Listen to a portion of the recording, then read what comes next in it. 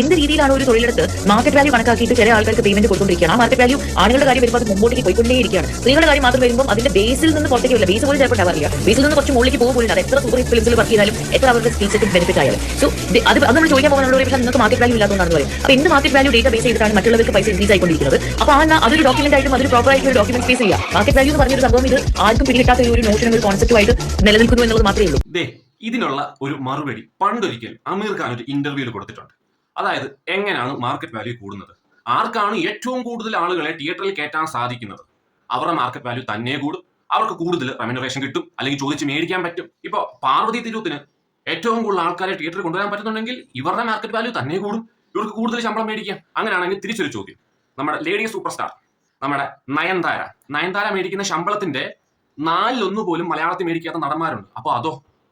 അടുത്തൊരു ചോദ്യം, ഇപ്പൊ പാർവതി തിരുവത്ത് അടക്കം അഭിനയിക്കുന്ന സിനിമകളിൽ വരുന്ന ജൂനിയർ ആർട്ടിസ്റ്റുകളുണ്ടല്ലോ, അവർ മേടിക്കുന്ന കാശാണോ പാർവതി തിരുവത്ത് മേടിക്കുന്നത്? അല്ലല്ലോ.